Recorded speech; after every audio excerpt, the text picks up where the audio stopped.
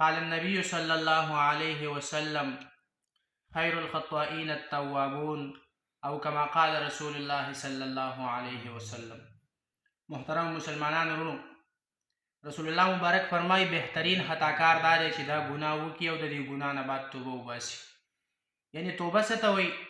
توبه اصل کې وایي دې ته چې یو انسان ګناه وکړي او د دې انسان په دې ګناه باندې علم راشي چې ما دا ګناه کړې ده او دا زما دا کار دا به د الله جل جلاله د ناراضګۍ سبب ګرځي، نو دا په دې خپله ګناه باندې ستومانه شي او دا الله ته زاري او تمنا وکړي او د الله نه وغواړي.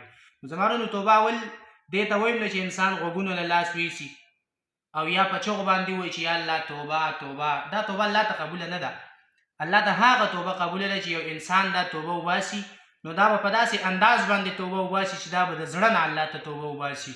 او چې بیا کله انسان دا توبه وباسي، نو رسول الله مبارک فرمایي بهترین خطاکار دا دی چې دا توبه وباسي. ځکه رسول الله مبارک فرمایي خیر الخطائین التوابون، بهترین خطاکار دا دی چې دا توبه وباسي.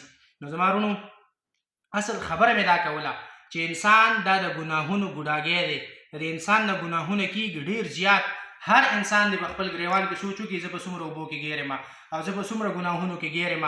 که چېرې دا انسان دا سوچ وکړي زه قبر ته لاړم جما نه الله د دې ګناهونو په نسبت سره ما راونیسي یا د دې خپلو ګناهونو په بنیاد باندې ما راونیسي، نو زه به الله له څه جواب ورکوم؟ نو په دې سوچ کې چې یو انسان راګیر شي، نو یقین وکړه دا انسان دا به ګناه نه کوي. نو ما ورته پکار دی که چېرې ما ورته ګناه کوو، نو پکار دی چې مونږ توبه وباسو د الله نه او په داسې انداز باندې توبه وباسو چې الله زموږ نه رضا شي. الله دې موږ ټولو مسلمانانو له د توبې د ایستو صحیح توفیق را نصیب کړي. واخر دعوانا الحمد لله رب العالمین.